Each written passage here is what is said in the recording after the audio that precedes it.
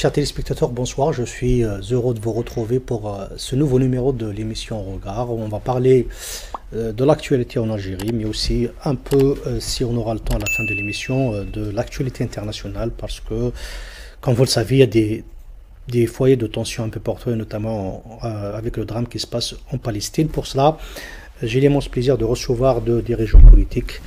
Donc, M. Habib Rahmiya, premier secrétaire national du Djil Jadid, et Rachid Hassani, chargé de communication à RCD. On va donner la possibilité à l'un et l'autre de donner sa position et sa vision sur ce qui se passe dans le pays et, comme je l'ai dit, dans le monde.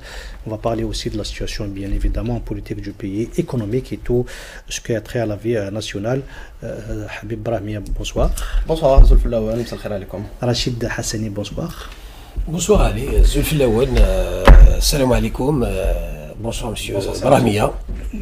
Bienvenue. Alors, je commence par l'événement le plus récent, c'est la nomination d'un nouveau Premier ministre. C'est un format qui n'a jamais été, du moins essayé, sur la présidence de M. Abdelmajid Tebboune, puisqu'il a désigné donc un nouveau Premier ministre à la fin de Nadir El-Arbaoui à la place de Ayman Ben Abdelrahman, qui a été tout simplement limogé, même si le terme n'a pas été utilisé. Quelle lecture en faites-vous, Habib Rahmiya?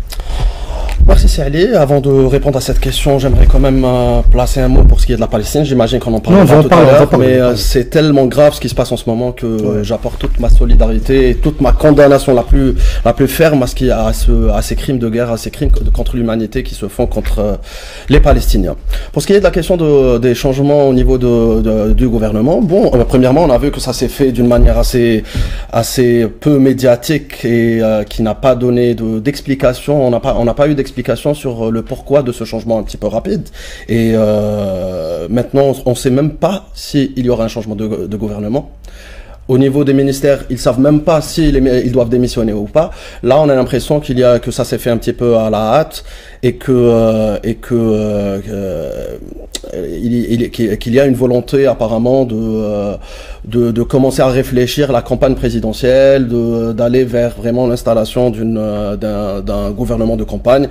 Mais ce qui est certain, c'est qu'on aurait aimé qu'on nous donne des explications sur la manière avec laquelle ça a été fait, sur le pourquoi de ce changement, sur les conditions de ce changement, qu'est-ce qui se passera après. Donc ça reste toutes ces questions qui sont posées en ce moment. Il y a beaucoup de questions posées finalement avec peu de réponses, mais ce qui est certain, c'est qu'on n'est pas très à l'aise avec un changement qui se fait de la sorte. Est-ce que vous ne pensez pas, Rachid Hassani, qu'il s'agit plutôt, ça donne l'air, c'est une lecture qui a été faite par certains, ça donne l'air d'être une sanction personnelle contre le ministre qu'un changement de gouvernement? Oui, on le pense sérieusement, je le pense sérieusement effectivement, parce que la manière dont les choses se sont déroulées, le communiqué laconique de la présidence, l'omerta qui a suivi le limogeage du Premier ministre sonne comme une sanction du Premier ministre. On ne sait pas oui, l'ancien Premier ministre, Ayman Abdelrahman. On ne sait pas à quoi ça répond tout cela, quelle est la nature de la sanction et quelle est la nature de l'erreur, de la faute qu'il aurait pu commise. Mais en tout cas, effectivement, ça sent comme c'est un peu inédit dans les mœurs politiques de la gouvernance en Algérie, de ce qui se passe depuis longtemps. Donc on a limogé, on a extirpé en fait un Premier ministre, le chef, donc on l'a extirpé d'un gouvernement, sans toucher au gouvernement. On avait l'habitude effectivement de changer, à partir du moment où nous avons changé la Constitution, effectivement, on avait l'habitude de changer le Premier ministre, mais c'était tout le gouvernement qui va avec, même si effectivement la majorité des ministres étaient reconduits dans leur poste. Mais le Premier ministre avait cette possibilité effectivement de revoir, de reconstituer son gouvernement au bout des premiers jours. Donc voilà, donc je pense qu'effectivement, et nous pensons au parti que ça peut être une sanction. Et j'ajoute une remarque, mais c'est quand même lamentable d'en arriver là, et ça fait partie de ce que nous vivons depuis un certain moment. La presse n'en a pas fait écho. C'est-à-dire que après le lendemain du limogeage, il n'y a pas d'explication, il n'y a pas d'analyse, il n'y a pas de spéculation au sens propre du terme, et au sens journalistique du terme. Donc on n'a pas. C'est un peu dramatique d'en arriver là. Il y a une situation de gel total. Le citoyen est tenu à l'écart, il n'est pas informé de ce qui se passe dans son gouvernement, même si nous avons... vous savez très bien ce que nous pensons de ce gouvernement, du chef de l'État et de la situation politique. La question sur peut-être cette omerta ou ce flot-là qui entoure ce limogeage, est-ce que ça ne traduit pas une situation qui existe sur la scène politico-médiatique qui fait que tout est fermé, tout est interdit, que les gens ont peur de faire ne serait-ce qu'une analyse journalistique sur un limogeage? Ça fait partie de la critique qu'on peut faire au gouvernement Ayman Ben Abdelrahman, puisque sur l'action du gouvernement, on l'a beaucoup critiqué sur nos communiqués, sur nos interventions, sur le peu d'interventions médiatiques qu'on a pu faire au niveau des médias audiovisuels, mais sur les écrits, on l'a beaucoup critiqué, sur l'action du gouvernement, mais il a été confirmé. Et depuis sa confirmation, on a vu un Premier ministre qui était plus médiatique, qui parlait plus, qui essayait du moins de plus expliquer le pourquoi des choses, de ce qui est fait. Et finalement, il est démis de ses fonctions de manière très inédite. C'est vrai que c'est inédit. On n'a jamais vu un changement de Premier ministre. On a l'impression que la fonction de Premier ministre a été complètement rabaissée et minimisée au point de ne plus faire écho d'un tel changement dans les médias. C'est pas normal. Pour ce qui est de la situation de gel, oui, la situation de gel dure depuis plusieurs années maintenant. On avait espéré qu'il y ait ouverture après le Hirak, qu'il y ait la possibilité aux Algériens de participer à la prise de décision nationale, ou du moins à émettre des avis via les partis politiques, via les associations, via les syndicats. Finalement, il n'y a aucun débat possible, du moins très peu de débats possibles sur les médias nationaux. Il y a très peu d'analyses, très peu de possibilités d'aller à la rencontre des citoyens. Et finalement, on a l'impression qu'il y a eu un choix de mettre la société politique, c'est-à-dire les partis politiques, les associations, les syndicats de côté, et aller vers une gestion plus administrative de la politique en Algérie. Et finalement, ça donne ses résultats. Vous avez parlé de légitimité. Les Algériens aujourd'hui, les citoyens algériens ne comprennent plus les choix du gouvernement et ils sont dans une situation un petit peu passif. Mais à un moment, ils vont dire pourquoi on a perdu en pouvoir d'achat, pourquoi on n'arrive pas à s'exprimer, pourquoi on n'a même pas le droit de manifester pour la Palestine alors que c'est quelque chose qui nous fait très mal en tant qu'humains avant tout. Ça, c'est pas normal et je pense que ça fait partie des critiques qu'on peut émettre sur le travail du gouvernement. Mais est-ce que le limogeage, comme vous l'avez dit, est une sanction? Là, je sais pas. Vraiment, j'ai l'impression qu'il y a quelque chose de plus profond, de plus politique derrière. Ça aurait pu être le cas si c'était par exemple sur la base d'un programme, si c'était un changement de gouvernement. On aurait compris qu'il y a une volonté de changer de cap. Est-ce que vous avez ce sentiment, Rachid Hassan? Oui, effectivement, mais en tout cas, je redis encore le terme. Ce que le drame aujourd'hui, c'est que nous sommes tenus à l'écart sur le plan médiatique, sur le plan de la prise de décision. Le peuple est tenu à l'écart. Nous ne savons plus ce qui se passe. Et c'est malheureux que les journalistes, les médias ne jouent pas le rôle d'expliquer, que le gouvernement, voit les canaux officiels, n'expliquent pas le pourquoi du comment, pourquoi il a été limogé, pourquoi. Mais pour nous, RCD, les choses sont très claires. C'est que un pouvoir tranquille de légitimité, un pouvoir qui agit à la USAD, un pouvoir qui agit et qui répond aux urgences, qui n'a pas de cap, qui n'a pas de vision, un pouvoir qui s'est installé au détriment des aspirations des Algériens après le Hirak. Le résultat est là. Nous avons des échecs partout. Si on prend le gouvernement en tant que gouvernement, bien sûr qui a à sa tête le chef de l'État et les décideurs qui étaient à l'origine de son intronisation, c'est l'échec total sur le plan économique, sur le plan social, sur le plan de l'université, de l'école, de la diplomatie, c'est l'échec total. Souvenez-vous de l'échec par rapport à l'adhésion au BRICS, c'était lamentable, c'était un échec total. Voyez ce qui se passe sur le plan social, une cherté, une inflation galopante, on n'arrive pas à estomper à faire arrêter l'inflation, du moins à l'atténuer parce qu'il y a, c'est vrai, il y a un contexte international. On vous dit que c'est une inflation importée qui existe pas seulement en Algérie mais un peu partout dans le monde. Non, mais c'est vrai qu'il y a. Il a décidé quand même des augmentations de salaire. Oui, mais non, on n'a pas de. Je pense que en termes de. Peut-être nous avons besoin d'une émission complète pour parler des salaires. Nous n'avons pas besoin en Algérie. Je pense que l'urgence aujourd'hui, c'est la refonte carrément de la grille salariale. C'est que le salaire, la finalité d'un salaire pour un citoyen algérien, c'est de pouvoir vivre dignement. On va parler tout à l'heure Et puis après, la finalité d'un gouvernement, c'est de pouvoir créer les conditions justement d'une relance économique création de richesse, redistribution équitable de cette richesse sur le plan social, sur le plan salarial. Nous avons besoin, je pense, et dans notre parti, nous pensons sérieusement que nous avons vraiment besoin d'une refonte totale des salaires, parce que le salaire en Algérie, je termine, le salaire en Algérie ne répond pas aux besoins de l'Algérien pour espérer pouvoir vivre décemment dans son pays. On va arriver, mais toujours un peu sur le volet un peu politique. Est-ce que vous pensez que cette fermeture de l'espace, ce gel, comme vous l'appelez, de l'espace médiatico-politique, évolue ou c'est juste une réaction, une crainte ou une crainte d'un nouveau changement, d'un nouveau soulèvement, je ne sais quoi encore? Sincèrement, je ne sais pas. Je ne sais pas le pourquoi de ce gel. Ce qui est certain, c'est que je pose la question parce que votre président a eu l'occasion de rencontrer au moins 2 reprises le président ces derniers mois.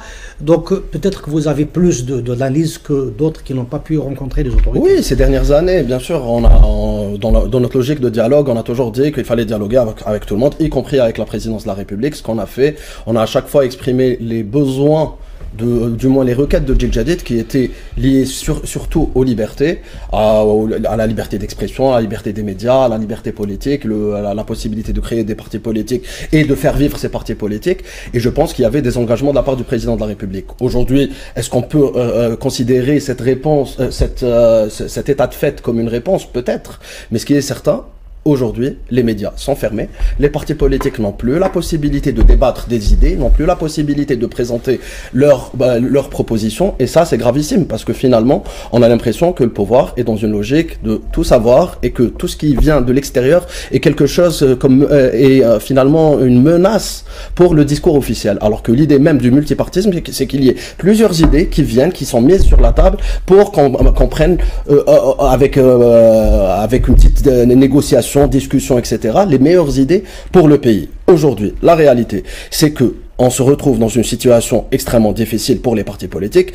Il y a une loi sur les partis politiques qui arrive et on apprend via quelques canaux, j'appellerais ça des avant-projets de loi qu'on a vus qui sont très difficiles pour les partis politiques. J'espère que l'idée n'est pas de transformer les partis politiques en une annexe du ministère de l'Intérieur. Aujourd'hui, les partis politiques ont besoin de s'exprimer, les partis politiques ont besoin de former leurs militants et de leur permettre de... Dans vos activités ou pas? Je vous pose une question au RCD.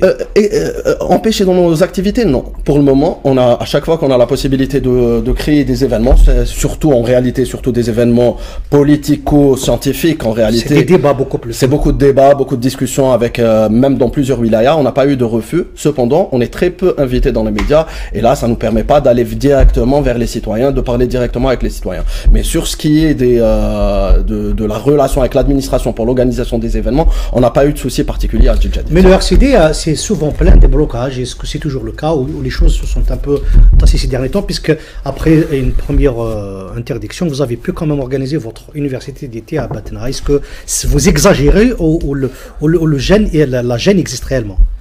Non, je pense que plutôt nous résistons, c'est parce qu'effectivement il ne faut pas se soumettre. C'est vrai qu'il y a cette civilité de fermeture, civilité de réprimer tout ce qui est voix dissonante par rapport au pouvoir, mais nous avons résisté. Justement, l'une des j'allais dire,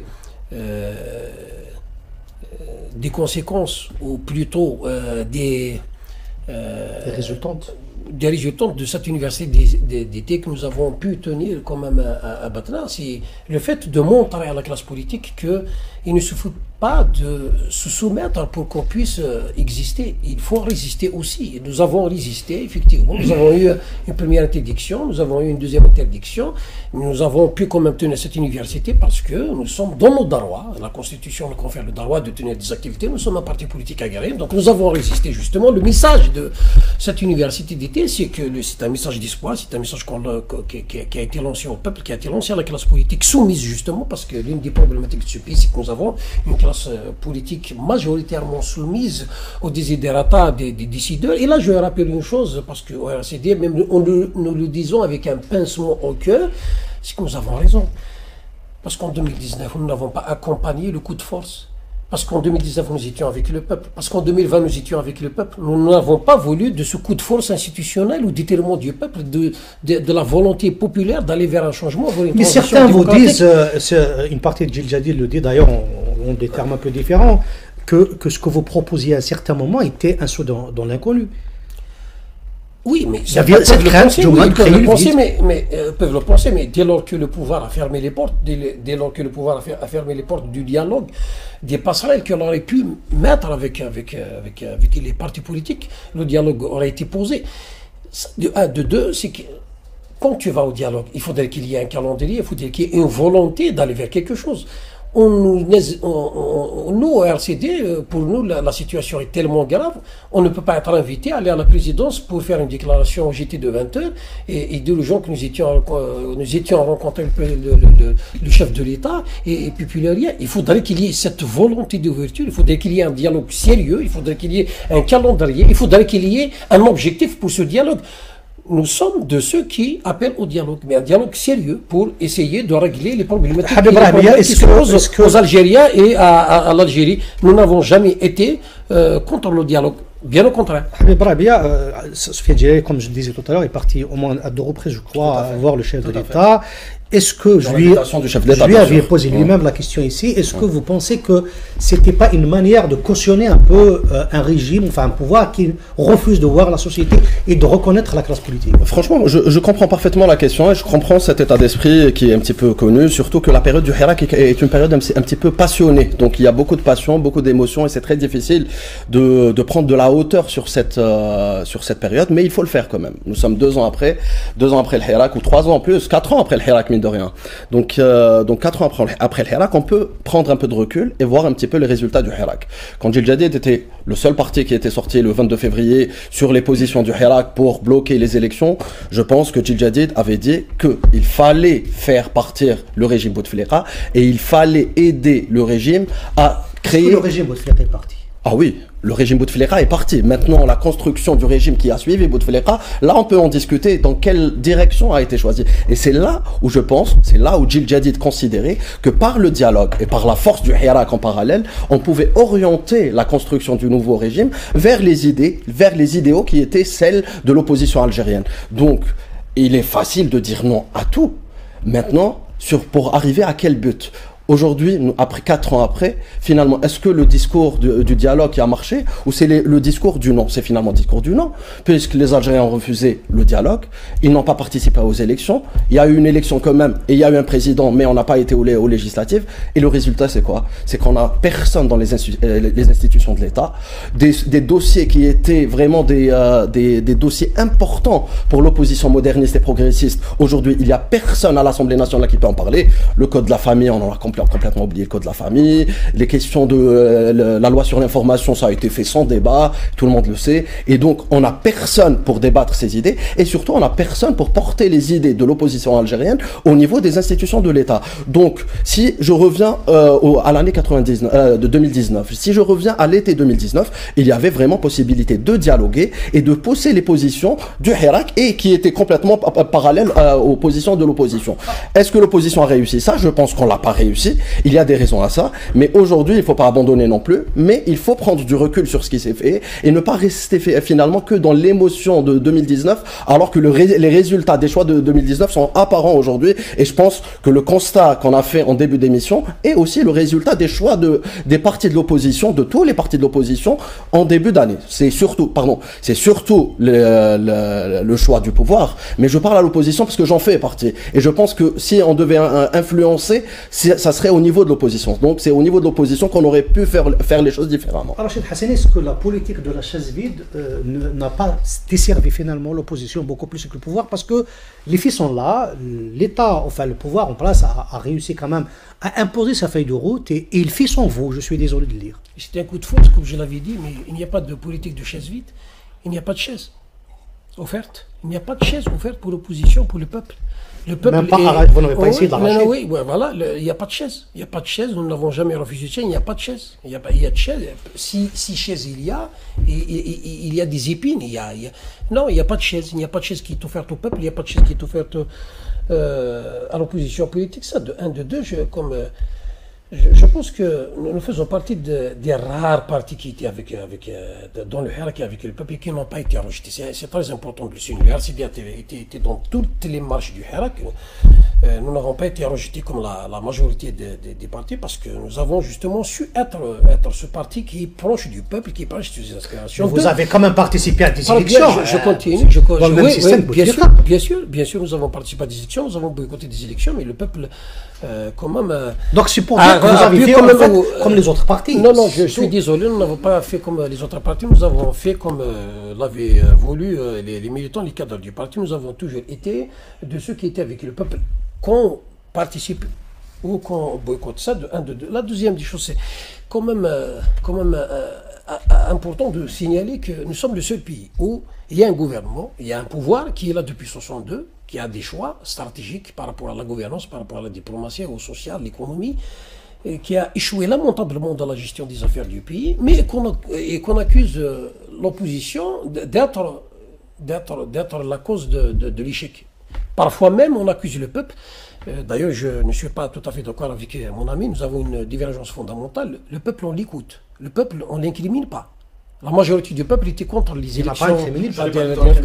On a dit que le peuple, je m'exprime, mais pas de souci. Ce que je veux dire, peut-être que c'est pas dans le sens incriminé, mais quand on dit que le peuple et l'opposition ont refusé le dialogue, c'était le pouvoir qui avait refusé le dialogue, et le peuple, on l'accuse pas, le peuple, on l'incrimine pas. Le peuple avait dit ses slogans, le peuple avait dit ce qu'il voulait. C'était aux autres, effectivement, peut-être à la classe, on peut discuter à la classe politique des choix qui étaient de la classe politique, des partis politiques et tout ce qui s'ensuit, mais en tout cas, le peuple, il faut l'entendre, il faut l'écouter. Le peuple, il l'avait dit, le peuple n'avait pas voté. Le peuple était contre les élections qui ont ramené le chef de l'État actuel au pouvoir. Le peuple avait dit transition démocratique. Et le peuple n'était pas contre le régime Bouteflika. La différence fondamentale aussi, c'est qu'un certain nombre de partis politiques, je continue, je termine, offrez-moi 30 secondes, je termine.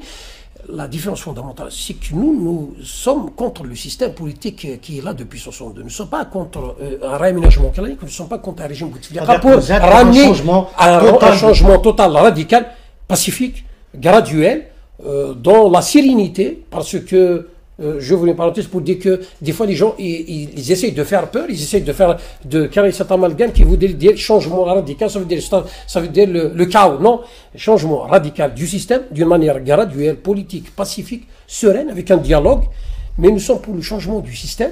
Beaucoup de choses fondamentales, les choix fondamentaux de l'Algérie post-indépendance depuis 1962 ne nous agréent pas en tant qu'RCD. Nous sommes pour le changement du système. Nous ne sommes pas pour un changement de régime. Quelle est votre conception de changement qu'on peut faire, qu'on peut apporter si vous êtes d'accord pour le changement du système? Finalement, je suis d'accord avec Serrachid quand il dit qu'il faut qu'il y ait un changement graduel, pacifique, qui se fasse sur l'état d'esprit de la structure de l'État algérien. Je suis tout à fait d'accord. On va garder la plateforme. Je suis d'accord, il n'y a pas de souci. Le problème, c'est qu'il ne faut pas que ça soit qu'un discours. Il faut qu'il y ait un travail dans le réel pour faire avancer cette opération. Et c'est là où il y a deux possibilités. Soit on dit non à tout en espérant qu'un changement vienne, mais on ne sait pas d'où. Soit on joue la stratégie des petites victoires et on essaie de gagner des petites victoires à chaque fois, des petites victoires. Parce que dire que le régime n'a pas du tout changé, que le pouvoir n'a pas changé de 62, et puis participer à un gouvernement, participer à des élections, boycotter, participer. Donc ça ne serait même pas logique d'un point de vue politique. Mais si, je suis d'accord, il y a eu plusieurs régimes en Algérie qui ont un petit peu le même état d'esprit depuis 62, on est d'accord, depuis même 57, c'est le même état d'esprit, mais il y a eu des changements, et avec ces changements, il est important de travailler et de gagner des espaces. Aujourd'hui, quand je reviens au dialogue qui a été proposé par Karim Younes, qui était quelqu'un de très accepté au sein de l'opposition algérienne, qui l'est toujours, c'est un brave homme, Karim Younes. On était en désaccord sur la manière avec laquelle a été géré le dialogue proposé par l'État, mais ça reste un dialogue qui a été proposé, que Djidjadel a refusé à l'époque, mais dans ce dialogue, il y avait Nasser Djabi, il y avait Merabet, il y avait Madame Benabou, c'est toutes ces personnes qui ont été, Monsieur Lalmas, c'est toutes ces personnes qui étaient considérées à l'époque comme des hommes de l'opposition, du moins acceptés par l'opposition, et finalement on fait quoi? On refuse de dialoguer avec une composition qui est composée de 80% de gens de l'opposition. Là, c'est ça, et ils se sont retirés parce qu'il y a eu un refus général. Et là, on revient sur la question du peuple. Je n'incrimine pas du tout le peuple, mais je considère que sur des périodes où l'émotion est grande et les gens veulent un changement radical, complet, le peuple, les Algériens, attendaient de leur leader qu'il les lead. Pas qu'ils viennent se mettre derrière en attendant de voir ce qui se passe derrière. Donc, Djil Jadid, c'était très facile pour Djil Jadid qui était sorti avec Mouatana en 2018 contre les élections, qui a fait le Hirak le 22 février avec les Algériens, qui a marché toute l'année jusqu'en 2020, de rester derrière et d'attendre. Non, on a choisi dès le 10 mars 2019 de proposer une feuille de route. On a très vite essayé de proposer les solutions les plus réalistes et les plus safe, entre guillemets, pour la politique en Algérie. Ça n'a pas été accepté, c'est pas grave, mais aujourd'hui on voit les résultats. Les résultats aujourd'hui, c'est que le pouvoir s'est régénéré vers une direction qui n'est pas forcément la direction qui a été choisie, ni par le Hirak, ni par l'opposition, ni par les citoyens algériens, et on se retrouve dans une position quasiment qui ressemble beaucoup à ce qu'on vivait avant 2019, mais sans les médias, sans les journalistes, sans la possibilité de débattre, sans les partis politiques qui travaillent sur le terrain. C'est ça la situation aujourd'hui. Donc, d'un point de vue mathématique, on a régressé sur les choix du pouvoir en premier lieu, mais comme j'ai dit, le pouvoir c'est un élément fixe, c'est un élément permanent. L'élément, la variable, c'était l'opposition. C'est avec l'opposition qu'on pouvait changer le résultat de la... Rachid Hassani, la politique des petites victoires, comme le disait Habib Ramia, n'est pas forcément un choix, disons, imposé par la réalité. Non, il reste une option. Il reste une option pour certains, pour ceux qui pensent que c'est peut-être une bonne option, mais en tout cas, c'est pas notre cas. C'est pas notre cas. Pourquoi? Parce que si le pouvoir avait cette volonté, parce que nous parlons toujours de volonté, c'est fondamental de parler de ça, la volonté du régime d'aller vers un changement et la volonté du pouvoir d'aller vers un changement aussi. La volonté du pouvoir était cette volonté d'aller vers véritablement un changement, même si le dialogue de Karim Younis avait échoué, le pouvoir n'allait pas dans le sens contraire des aspirations populaires. Il est allé complètement dans le sens contraire des aspirations. Pourquoi? Parce que l'histoire est là. Il y a beaucoup de révolutions qui ont été faites, des révolutions à travers le monde qui ont été faites. Il faut s'inspirer de cela. Quand il y a une révolution, soit elle aboutit, soit c'est la contre-révolution qui prend le dessus. Donc c'est la contre-révolution qui a pris le dessus. C'est vrai qu'on peut maintenant discuter, disserter ici sur les causes et les tenants et les aboutissants de ce qui a marché, de ce qui n'a pas marché. Il n'y a pas de souci. On peut faire la lecture, on peut faire l'analyse à un certain moment et on doit le faire. Mais en tout cas, c'est un pouvoir qui a tout fait pour aller dans le sens contraire, parce que le système justement a été touché au cœur. Ce n'était pas un changement de Bouteflika, c'était pas un changement de la personne, c'était pas aujourd'hui pour nous à RCD, pour moi, c'est pas un problème de personne, c'est pas un problème de tout bon, même si à un certain moment chacun a sa responsabilité dans la gestion des affaires. C'est pas un problème personnel, c'est pas un problème de tout bon, c'est pas un problème de Chinguiraha, c'est pas un problème de gouvernement, c'est un problème du système qu'il faudrait changer. C'est un processus qu'il faudrait changer, un processus de changement radical du système. Donc au-delà des personnes, c'est ça. Et puis pour le changement, nous au RCD, nous sommes de ceux qui pensent que la politique est un rapport de force. Donc il faut que ce rapport de force soit carré. Comment il va être carré, en le construisant avec l'élite, avec les partis politiques. On dialogue entre nous déjà, parce que le pouvoir aujourd'hui, il est en rapport de force. Et maintenant, c'est lui qui a le rapport de force, il est au pouvoir, il est en rapport de force. Aujourd'hui, c'est à l'opposition, c'est à l'élite. C'est le peuple qui doit prendre le rôle. C'est à l'élite, les partis politiques, les associations, de construire ce rapport de force pour effectivement ramener ce pouvoir à s'asseoir à la table, à reconsidérer ses positions, à revoir sa démarche, et pour le ramener au dialogue et pour aller de l'avant. On va revenir dans la deuxième partie. Dans la deuxième partie, je vais commencer avec vous, Rabia, pour discuter justement des solutions qui sont maintenant sur la table, notamment les questions économiques et puis à la fin les questions internationales. Quant à vous, restez avec nous, on va revenir dans un petit moment. Alors, bonsoir, chers téléspectateurs. Je suis heureux de vous retrouver pour la deuxième partie de cette émission Regard. On parle politique, ça a commencé à chauffer entre Rachid Hassani, chargé de communication du RCD, Habib Ramia, premier secrétaire de Djil Jadid, bien entendu. Vous êtes de la nouvelle génération des cadres de ces partis-là. Donc, on parlait dans la première partie des options qui sont à l'opposition. Parmi les choix faits par ce gouvernement, justement, c'est l'une des raisons du déplacement de Soufiane Djilali à la présidence. Je pense que c'était la deuxième fois, c'était les subventions. Est-ce que vous pensez que les choix économiques et sociaux faits par ce nouveau régime, si on peut l'appeler, donc depuis l'arrivée de M. Tebboune à la présidence, sont dans le sens de ce que réclamait le Hirak? On est toujours dans les mêmes orientations qu'avant? Bon, pour la deuxième, c'était surtout pour la libération de M. Karim Tabé ou M. Belarbi à l'époque, et ça a été fait pour la libération des détenus. Mais un des sujets qui était discuté, c'était OK. Bon, on n'a pas du tout participé au Talaham, comme ça, il n'y a pas de... Non, pas de ça, non. Oui, oui, c'est ça. En fait, l'année passée, c'était dans le cadre de... C'est ça, c'était dans le grand dialogue avec les partis politiques. Voilà, qui s'est arrêté subitement, c'est ça, l'Amchem. Voilà, c'était ça. Et donc, même si on a, pour l'information, puisqu'on discute, on n'a jamais été informé que c'était dans le cadre de l'Amchem. Là, on a compris après qu'il y avait plusieurs partis politiques et que c'était dans le sens de l'Amchem qui s'est arrêté sans explication. Mais sur la discussion de Sofiane Djillali avec le président, on n'a pas parlé de l'Amchem. Donc, mais pour revenir à la question des subventions, oui, Sofiane Djillali en a parlé, c'est là où il y a une vision qui est quelque peu erronée du régime, où il considère qu'il faut toujours aller vers une logique sociale, que c'est très bien, c'est important, que l'État soit un État social, qu'il soit solidaire, etc. Mais c'est pas dans la manière où il faut donner de l'argent pour acheter en quelque sorte l'approbation des citoyens. Il y a une logique qui doit être faite, celle d'augmenter le pouvoir d'achat. Ça peut être fait par la consommation, mais ça peut aussi être fait par la production. Et c'est là où on demandait qu'il y ait des changements, de grands changements, sur la relation avec les hommes d'affaires, sur une réforme fiscale totale où ça nous permettrait de récupérer un peu plus d'argent et de remettre les Algériens sur le circuit formel, officiel, et de quitter un petit peu l'informel. C'est là où il y avait du travail à faire et pas rester uniquement dans une logique ultra sociale, j'ai pas envie de dire populiste, mais peut-être qu'elle l'est, de récupérer les gens, de leur donner de l'argent et finalement se retrouver avec des décisions politiques. Vous avez parlé tout à l'heure avec Rachid d'inflation. Oui, l'inflation est importée sur un grand pourcentage, mais pas que.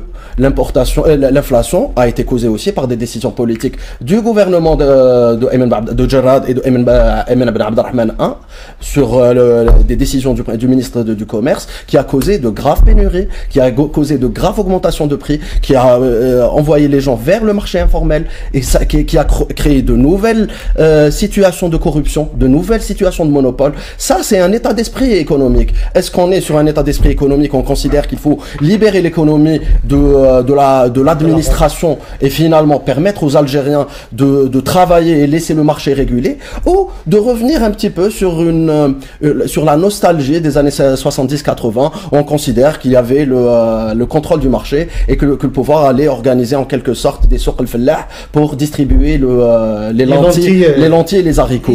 Je pense qu'on est complètement en décalage, c'est une réflexion qui est tout à fait anachronique, et s'il y a quelque chose à faire, et Djil Jadid le propose, c'est libérer l'économie de l'administration. Ça ne fait que créer les pénuries, ça ne fait que créer la corruption, et finalement ça augmente les prix, et il y a une perte totale de pouvoir d'achat. Et ça ne sera, une dernière phrase, c'est pas ça ça ne sera pas du tout effacé par la petite augmentation des salaires des fonctionnaires, surtout que les Algériens, la majorité des Algériens aujourd'hui gagnent leur salaire en dehors de l'Wadif al-Oumoum. Alors Rachid Hassani, il y a beaucoup de pouvoir autoritaire parce que j'entends souvent cette sornette qui dit que on ne peut pas avoir de développement économique et social sans démocratie, sans liberté, alors qu'il y a des États autoritaires qui ont une économie performante. Est-ce que vous pensez que la tangente prise par le régime actuel, le pouvoir, est bonne sur le plan économique et social, ou on est toujours dans les mêmes pratiques qu'avant? Nous sommes dans les mêmes pratiques, mais avant de parler de ça, je voudrais revenir sur quelque chose d'important, parce qu'effectivement, pourquoi nous pensons aujourd'hui que le pouvoir n'a pas de volonté de dialoguer? Pourquoi le pouvoir n'a pas une bonne intention de dialoguer? C'est parce qu'effectivement, un parti comme le RCD, que je représente aujourd'hui, effectivement, nous l'avons essayé dans les années 2000, au début des années 2000. Nous étions avec le gouvernement Bouteflika tout à fait au début. Ouais. Nous avons intégré le gouvernement parce que Bouteflika, dans ses communications publiques, dans ses engagements publics, il a appelé le peuple à témoin, il a appelé les institutions à témoin. Et dans l'essentiel des réformes qu'il proposait, c'était des propositions que le RCD, pour lesquelles le RCD avait longtemps milité. Donc, nous étions dans le gouvernement Bouteflika pour justement essayer un petit peu cette démarche de participation avec le pouvoir, et pour justement, parce que le chef de l'État de l'époque avait pris l'engagement public de pouvoir mettre en place des réformes politiques qui étaient des réformes politiques que nous avons tout le temps demandé. Donc, nous étions avec le gouvernement Bouteflika pour 1 an et demi au maximum. Nous avons justement conclu que quand il n'y a pas de volonté politique, Donc il n'y a rien à espérer du pouvoir. Et c'est pour ça aujourd'hui justement, nous pensons que le dialogue, il y a eu quand même des rencontres avec les partis politiques. Le chef de l'État a organisé des rencontres avec les partis politiques justement. Mais aujourd'hui, nous avons encore plus de 200 détenus en prison. Nous avons encore la répression, l'ouverture médiatique qui n'est pas encore... c'est fermé. Donc voilà, c'est ça. Donc aujourd'hui, je pense que la question de la volonté politique du pouvoir est importante. Tant qu'il n'y a pas de volonté politique, tant qu'il n'y a pas de confiance, on ne peut pas. Donc par rapport à l'économie, donc l'orientation économique. Donc, nous sommes un parti politique qui pense que justement, pour qu'il y ait une orientation économique, pour qu'il y ait création de richesse, pour qu'il y ait investissement, pour qu'il y ait attrait d'investissement justement direct étranger, il faudrait qu'il y ait confiance. Pour qu'il y ait confiance, il faudrait qu'il y ait un pouvoir légitime. Et là, j'attire l'attention justement sur un amalgame qui est en train d'être dispatché ces derniers temps, justement, qui voudrait faire croire que parce que la Russie est en train, sur le plan géopolitique, d'essayer un petit peu de rééquilibrer les rapports de force dans le monde, et c'est parce qu'il essaie de rééquilibrer effectivement les rapports de force que le régime russe, par exemple, est un régime acceptable, est un régime qui peut, dont on peut s'inspirer en Algérie. C'est un régime où il y a dictature, c'est un régime qui est antidémocratique, qui est dictatorial, qui est tyrannique. En Chine, c'est la même chose. C'est vrai que les utiliser des Occidentaux sur le politique expansionniste, sur le politique extérieur, fait qu'aujourd'hui aussi, les ennemis de la démocratie, justement, disent que c'est un modèle qui a échoué, c'est un modèle. Non, ce n'est pas vrai. Les démocraties occidentales sont des démocraties chez elles. C'est effectif et c'est une vérité. Leur velléité expansionniste sur le plan géopolitique dans la diplomatie, effectivement, il faut le souligner, leur hypocrisie, il faut la dénoncer, il faut la condamner, il faut essayer de la rééquilibrer. Mais ce n'est pas parce qu'ils ont ces visées expansionnistes à l'extérieur que la démocratie ne peut pas prendre racine en Algérie. Et c'est très dangereux comme un malgré. Habib Rabie, justement, Rachid nous tend une perche pour dire que il y a un nouveau monde qui est en train de se créer. Il y a une tendance dans ce qu'on appelle actuellement le Sud global vers des régimes beaucoup plus autoritaires qui disent que les démocraties occidentales n'ont pas abouti et que pour assurer le confort social des populations de ces pays-là, il faut des régimes forts. Est-ce que vous partagez cette position ou c'est exagéré? Certainement pas. Je ne suis pas de ceux qui pensent qu'il faudrait aller vers la dictature pour régler les problèmes économiques. On n'appelle pas ça comme ça, mais on essaie de parler des États forts. Je vais nuancer par rapport à la Chine et à la Russie, parce que souvent c'est eux qui sont ciblés par ce discours, et finalement on a l'impression que c'est le résultat d'une propagande occidentale qui veut nous faire croire qu'il y a les grands pays du Sud global maintenant, qui sont la Russie et la Chine, qui sont des dictatures, alors que les démocraties entre guillemets occidentales sont des démocraties. Je pense qu'aujourd'hui, on a parlé de Palestine tout à l'heure et on va en reparler, mais je pense que s'il y avait une des premières leçons qu'on peut tirer de la situation actuelle, c'est que les gouvernements occidentaux ne se comportent, mais alors là, pas du tout de manière démocratique, que ce soit sur la liberté d'expression, que ce soit sur le choix, sur la légitimité politique des... Je suis désolé, il n'y a aucun journaliste emprisonné en France, en Angleterre ou aux États-Unis parce qu'il a écrit ou il a exprimé une opinion. C'est vrai. L'opposition s'exprime librement à la télé et vous ne pouvez pas. Rachid Haïssani ne peut pas. Non, certainement. Je ne suis pas dans la comparaison de l'Algérie ni avec en Russie, on ne peut pas le faire. En Chine, c'est alors là, on ne le même pas. Et c'est pour ça que je vais continuer mon propos, parce que je ne suis pas du tout dans l'influence des uns ou des autres sur l'Algérie. Je considère que l'Algérie est capable, par son histoire et par ses élites, de créer le modèle algérien. On est capable de créer le modèle algérien. Pas seulement chez nous. C'est des modèles qu'on est en train de copier. En Tunisie, c'est la même chose. En Égypte avant. Peut-être, parce que c'est un modèle qui permet une stabilité, et en ayant une stabilité au niveau politique, ça facilite les choses au niveau économique. C'est pour ça qu'il y a quelques résultats. C'est à peu près le postulat qui je caricature un petit peu, mais c'est un petit peu l'état d'esprit qui existe. Je ne suis pas du tout dans cet état d'esprit. Il y a la question quantitative, mais il y a aussi la question qualitative. C'est pas parce que les poules dans le monde, il y a l'ADN des poules qui a 50 milliards de poules qu'ils ont battu l'homme. Non, c'est la question qualitative. C'est comment l'humain vit. Et donc en Algérie, le respect de l'homme, le respect du citoyen, le respect de la vie humaine est important, et on ne peut pas accepter dans un pays où nous tous, nous avons donné, nos grands-parents ont donné leur sang pour ce pays, accepter qu'il y ait des personnes qui viennent viennent nous dire c'est comme ça et pas autrement. Nous avons tout à fait le droit de donner notre avis sur la gestion de notre pays, ça c'est très clair. Maintenant, sur les démocraties occidentales, puisqu'on les appelle démocraties, mais franchement, je suis désolé, je n'arrive pas plus du tout à faire la différence entre l'Occident et l'Orient du Sud global, donc Russie, Chine, quand je vois ce qui s'est passé, comment ça se passe. Oui, il n'y a pas de journalistes peut-être en prison, je ne sais pas. Mais quand il y a eu en France les Gilets jaunes, il y a eu plus de 2000 détenus, il y a eu plusieurs personnes qui ont perdu l'œil ou le bras, et ça passe normal parce que finalement... Attendez, les 2000 c'était pour des raisons beaucoup plus... Non, mais pas du tout, Ali, on sait pas, c'est ça le problème. C'est que quand tu as des médias, comme les médias occidentaux aujourd'hui, qui sont dirigés directement sur les questions stratégiques par des grandes puissances liées et affectées au pouvoir, et ben finalement, ils prennent les décisions, ils médiatisent ce qu'ils veulent et ne médiatisent pas ce qu'ils veulent. Et si on va sur YouTube, on va trouver beaucoup d'opposants, beaucoup, que ce soit en France, en Angleterre, en Allemagne, mais qui n'ont pas du tout le droit de citer sur les médias, pour des raisons d'antisémitisme, Mais ils ne sont pas en prison, encore une fois. Oui, peut-être, mais je ne dis pas que l'Algérie est meilleure en termes de démocratie, mais aujourd'hui, il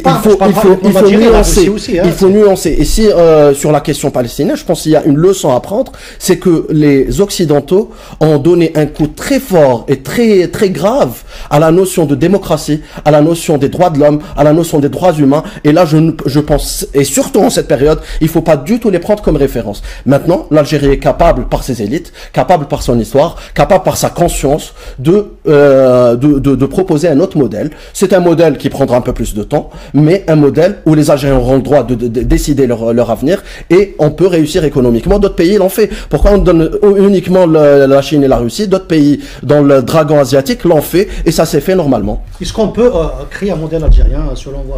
Oui, il y a un modèle algérien, il y a un modèle universel. Sur cette question, il y a un modèle universel. On peut pas inventer le fait, la copie, le but. La démocratie, c'est d'abord un suffrage universel, libre. C'est d'abord la liberté d'expression, c'est d'abord la liberté politique. Et surtout, c'est pas une chasse gardée. Ça, c'est universel. Ça, c'est universel.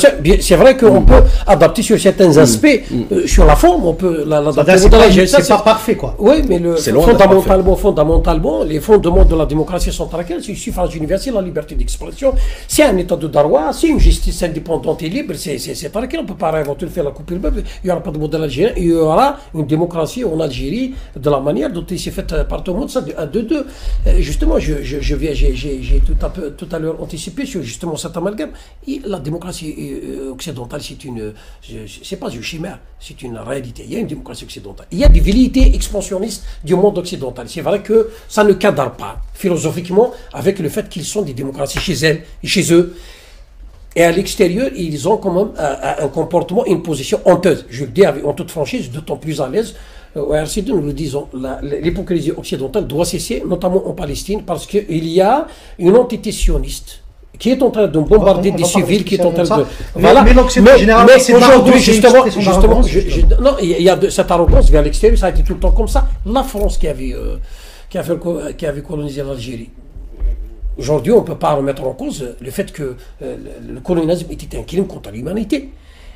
Mais la France, chez elle, était une démocratie. C'est vrai, comme tu l'as bien signalé, il n'y avait pas de journalistes qui ont été mis en prison. Beaucoup de Français ont été avec la révolution algérienne, sans pour autant qu'ils soient emprisonnés. Aujourd'hui, en Russie, tu ne peux pas le faire. Tu ne peux pas te compte la position du gouvernement. Tu ne peux pas critiquer le gouvernement. Si tu le critiques, tu le mets en prison. En Chine, c'est la même chose. En Algérie, c'est la même chose. C'est ça la différence fondamentale. C'est ça la différence. Aujourd'hui, il ne faudrait pas faire l'amalgame et donner justement le bâton avec lequel ils sont en train de le frapper, avec celui en même temps de le frapper, pour dire que. Et d'ailleurs, moi je ne suis pas tout à fait d'accord pour cette expression qui dit qu'une dictature est un État fort, mais c'est une chimère, c'est fou. Les États forts, est-ce que les États-Unis c'est pas un État fort? Est-ce que la France c'est pas un État fort? Est-ce que l'Allemagne c'est pas un État fort? Est-ce que l'Angleterre c'est pas un État fort? Ce sont des démocraties, ce ne sont pas des dictatures. Mais dans une dictature, il y a la politique du bâton, tu te tais, tu te tiens, mais ils sont, d'ailleurs, même en physique, on l'appelle stabilité précaire. La démocratie permet aujourd'hui aux populations européennes de manifester. De manifester, par exemple, de manifester. Leur position n'est pas du tout représentée. Permettez-moi de continuer. Permettez-moi de continuer.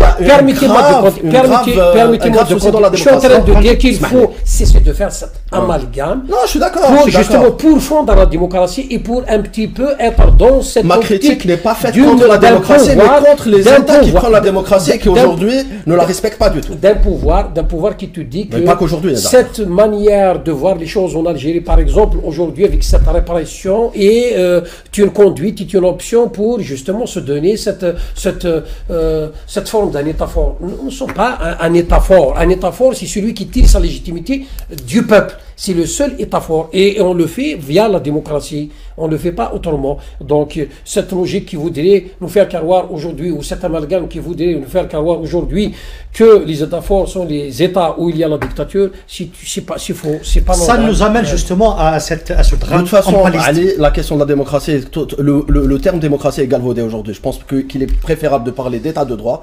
Et l'état de droit, aujourd'hui, ça doit être le but de l'Algérie et de tous les pays qui sont censés prôner la démocratie.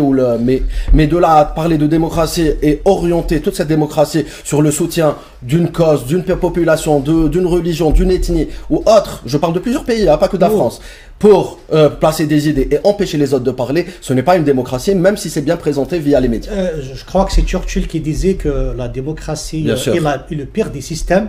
Mais je n'en trouve pas mieux. On n'en a pas meilleur, donc on est d'accord.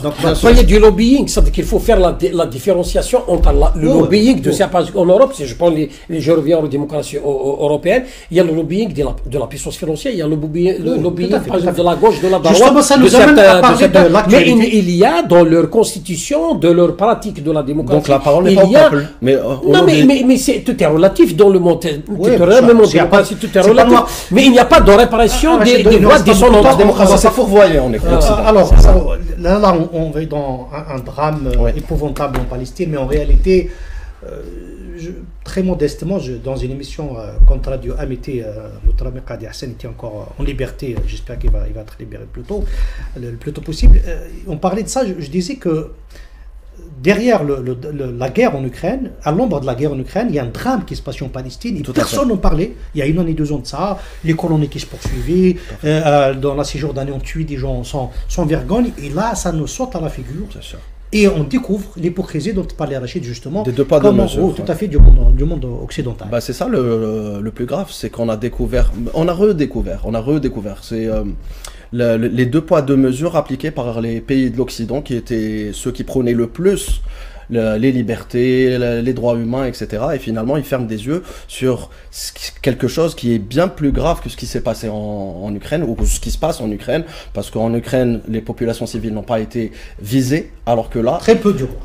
Pas visées en tout cas. Oui. Donc il se peut qu'il y ait eu des bavures, mais pas visées. Aujourd'hui, on vise des hôpitaux.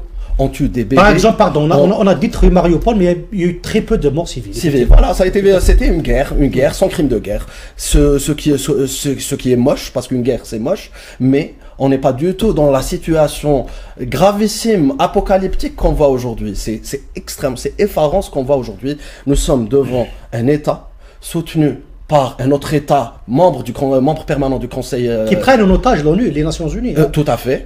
Et finalement, pour bombarder des enfants, pour enlever l'électricité, pour leur enlever l'eau, pour faire en sorte qu'ils changent, qu'ils descendent vers l'Égypte ou ailleurs, vers la Cisjordanie ou vers la Jordanie. Donc tout ça est extrêmement grave. Selon les articles, les définitions de l'ONU, c'est considéré comme des crimes de guerre, comme des crimes contre l'humanité et comme un nettoyage ethnique. Et peut-être même, si on considère la question, est-ce que c'est parce qu'ils sont arabes qu'ils sont visés, et si on prend en compte la déclaration du ministre du terroir qui parlait d'utilisation de la bombe atomique, on est là dans la menace de génocide. Donc c'est extrêmement grave ce qui se passe. Il n'y a aucune position forte, si ce n'est quelques pays, l'Espagne, Norvège, mais très peu.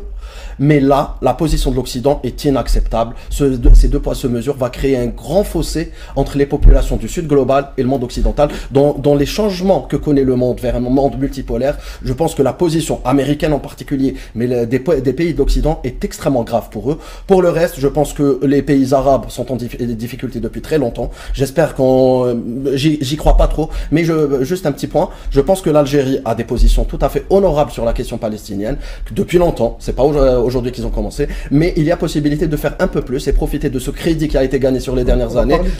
D'accord. L'Algérie, Rachid Hassan, est-ce que vous ne pensez pas qu'avec ce qui s'est passé en Ukraine, il y avait déjà une fracture qui a été créée entre le Nord et le Sud, parce que on a vu que la majorité des pays du Sud, de ce qu'on appelait le tiers-monde à l'époque, c'est des pays du Grand Sud, du Sud global, qui votaient systématiquement contre les résolutions américaines ou de l'Occident et qui s'alliaient, même s'ils n'aimaient pas la Russie, mais s'alliaient systématiquement avec la Russie. Une alliance objective. Et cette affaire de la Palestine ne risque-t-elle pas de creuser encore ce fossé-là? D'abord, avant de répondre à la question, je voudrais, en mon nom et au nom de mon parti, m'incliner devant la mémoire des victimes de cette sale guerre, de cette monstrueuse guerre, de cette honteuse guerre de 2023, que l'humanité est incapable d'arrêter un massacre de population civile. Certains sont en train de justifier. Certains sont en train de justifier. C'est monstrueux ce qui se passe. Donc je réitère la position de notre parti, qui est une position de solidarité avec le peuple palestinien,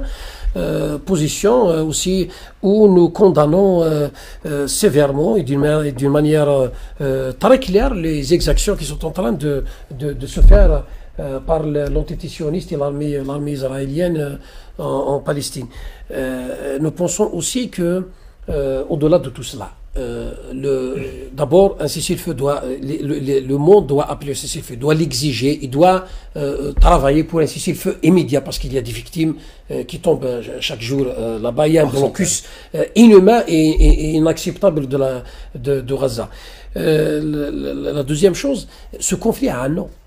C'est l'occupation d'un territoire, c'est la spoliation d'un peuple de ces territoires, de ces terres. Donc il faudrait que le monde aujourd'hui travaille pour aller vers une solution équitable, acceptable pour les deux peuples. Et les deux peuples, personne ne peut être à la tutelle de ces deux peuples. Le peuple palestinien doit pouvoir avoir cette possibilité de décider de lui-même, souverainement, de la solution qui est la meilleure pour la Palestine et pour le peuple palestinien. De un. Deuxième des choses, effectivement, déjà le conflit russo-ukrainien était un conflit qui allait déjà ramener un semblant de rééquilibrage dans les rapports mondiaux. Depuis la disparition de l'ex-URSS, donc c'est un monde qui est devenu unipolaire. Autrefois, il était un monde bipolaire, donc il y avait la puissance russe, il y avait la puissance américaine, il y avait les pays non alignés au milieu, il y avait un semblant d'équilibre qui a été, même si il était précaire, fragile, mais il était là. Depuis la disparition, donc il y a un cavalier seul des États-Unis. Ils ont commis beaucoup de coups de force, beaucoup de guerres, ils ont commis beaucoup de guerres, ils ont fait beaucoup de guerres. Et donc le conflit ukrainien allait quand même se voler, du moins, comme secouer un petit peu, remettre un peu d'équilibre dans le monde. Cette guerre à Gaza et le scandale de l'hypocrisie occidentale, des positions honteuses des pays occidentaux, justement, je pense sincèrement, et nous le pensons dans notre parti, ça va avoir des implications très importantes sur les rapports mondiaux, sur la géopolitique mondiale, parce que aujourd'hui, avec notamment les réseaux sociaux, avec les images, avec tout ce qui se passe là-bas, et d'ailleurs, je reprends pour revenir aux pays occidentaux, il faut différencier encore une fois entre la position des peuples et la position des pouvoirs officiels, parce que la position des peuples est une position quand même courageuse, c'est une position humaine. En France, en Espagne, en Allemagne, aux États-Unis, il y a des manifestations, il y a monstres pour justement soutenir soutenir le peuple palestinien et condamner la guerre. Il ne reste pas beaucoup de temps, mais vous parlez tout à l'heure de la position de l'Algérie, et qu'est-ce que peut faire l'Algérie en plus de ce qu'elle fait actuellement? Bon, c'est très bien déjà porter des positions aussi honorables, aussi claires sur la question palestinienne et sur le droit des Palestiniens, déjà leur droit légitime à résister, et l'obligation de cesser le feu immédiat du massacre qui se passe à Gaza est très important. Mais nous pensons à Djidjadid qu'il y a possibilité de faire un petit peu plus, déjà par une protestation plus officielle au niveau diplomatique via les relations qu'ils peuvent avoir avec les pays occidentaux. L'Algérie a un mot à dire, elle doit le dire de manière officielle, je pense qu'il y a possibilité de le faire, et surtout essayer de faire du lobbying au niveau de la Ligue arabe, entre guillemets, mais surtout au niveau de l'Union africaine et l'organisation des pays du tiers-monde, pour mettre plus de pression sur un cessez-le-feu. Nous avons vu que l'ONU, c'est une chimère finalement. Guterres, il se démène tous les jours. C'est déjà bien. Il n'est même pas entendu. C'est déjà bien. C'est déjà bien. À un moment, au début du conflit, on avait l'impression que l'ONU c'était vraiment une ONG qui était là.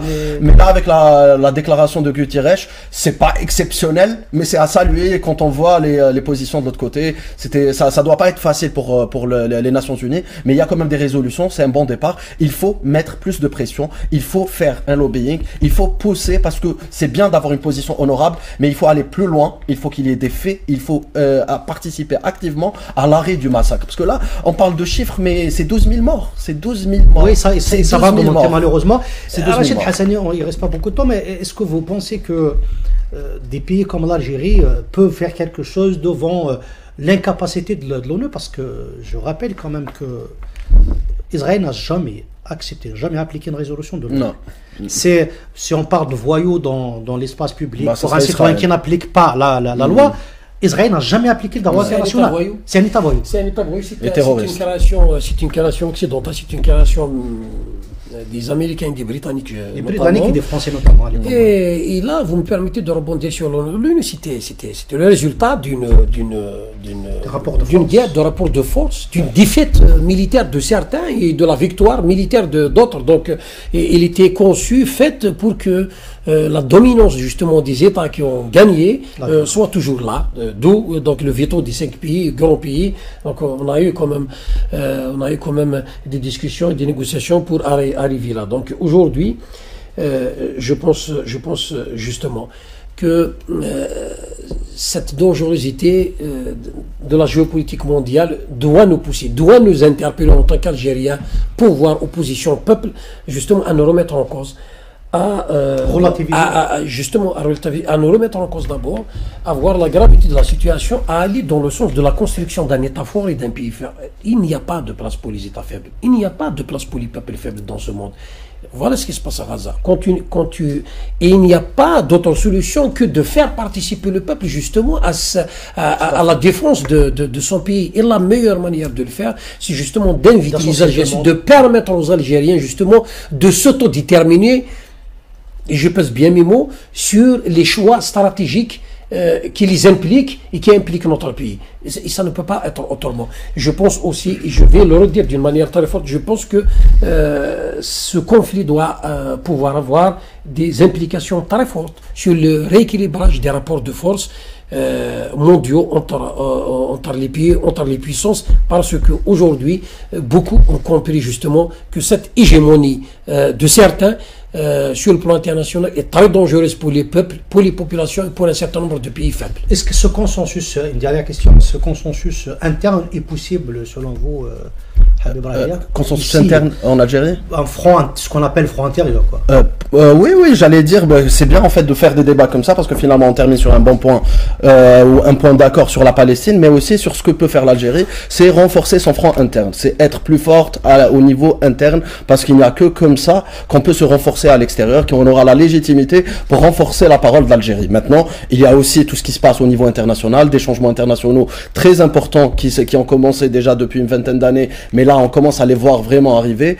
Et ce qui se passe en Palestine est aussi une des facettes de ces changements qui existent dans le monde. Ça n'est pas lié uniquement, parce que oui, il y a la question palestinienne, mais il y a aussi d'autres questions qui se jouent, la question iranienne, la question des États-Unis avec les pays du Moyen-Orient, la question de la route de la soie, avec le remplacement, avec les BRICS et la volonté de remplacement du canal de Suez par un canal d'Eliat. Il y a beaucoup d'éléments géopolitiques qui sont à prendre en considération et je pense que il est important pour les Algériens d'avoir ces débats, d'ouvrir les débats et de renforcer ce front interne par le débat, par la discussion, par la volonté de mettre de la lumière vraiment. Et juste une dernière phrase, d'ailleurs Djil Jadid organise une conférence cette semaine, ce samedi, il y aura Michel Collomb, Hasni Abidi, Sofiane Djilali pour discuter de la tragédie palestinienne et la géopolitique du Moyen-Orient. Donc on va vraiment prendre ce dossier, mais d'une manière académicienne et analytique et pas que émotionnelle. Pas que, puisqu'on condamne. Un dernier mot, Rachid Hassani, sur cette possibilité de créer une cohésion nationale, un front intérieur. Est-il possible ou c'est juste un élément de langage des autorités pour... On sait qu'en Algérie était dans l'impasse. Des jeunes Algériens ont pris l'initiative de faire la guerre à la France, à quatrième puissance militaire mondiale. Aujourd'hui, les Algériens doivent comprendre que le changement, c'est eux. Les Algériens, quand je dis les Algériens, à travers ses partis politiques, à travers son élite, à travers les syndicats, à travers toutes les forces vives de ce pays, on doit comprendre une bonne fois pour toutes que la politique est un rapport de force et que les Algériens doivent comprendre que le changement, c'est nous, c'est les Algériens qui doivent le faire. On va pas l'attendre de la France, des Émirats ou de je ne sais quoi. C'est aux Algériens de le faire. Quand je dis Algériens, tout le monde, y compris le pouvoir, y compris ceux qui sont aujourd'hui au pouvoir. On doit prendre la mesure de la gravité de la situation. Il n'y a pas de sentiment. Il n'y a pas de place pour les peuples qui s'effacent d'eux-mêmes, qui s'isolent, qui se mettent à la marge. Aujourd'hui, nous devons prendre nos responsabilités pour aller à la construction de notre pays, pour aller à la construction justement de ce rapport de force politique, pour ramener tout le monde à la raison, ramener surtout ce pouvoir à la table de négociation, ramener ce pouvoir à la table de dialogue et lui dire les choses telles qu'elles sont. Nous devons construire ce pays pour qu'on ait justement une parole qui porte au monde. Je termine pour 2 secondes. Je termine pour 2 secondes par rapport au conflit palestinien. Je pense que la condition sine qua non pour aller de l'avant, c'est d'extirper justement ce conflit aux Arabes et à la communauté musulmane, parce que c'est une cause juste, c'est une cause de décolonisation. Ce n'est pas une cause arabe, ce n'est pas une cause de pays musulman, c'est une cause humaine et de décolonisation. Il faut essayer de ramener tout le monde pour justement aller merci tous les deux pour ce débat passionnant. J'espère qu'on va se retrouver dans d'autres occasions. J'espère que ça ne sera pas le seul espace où vous pourrez débattre. Quant à vous, je vous souhaite à toutes et à tous une bonne soirée. Je remercie Fouad qui m'a accompagné à la technique et je vais vous retrouver dans une nouvelle émission. Bonne soirée à tous.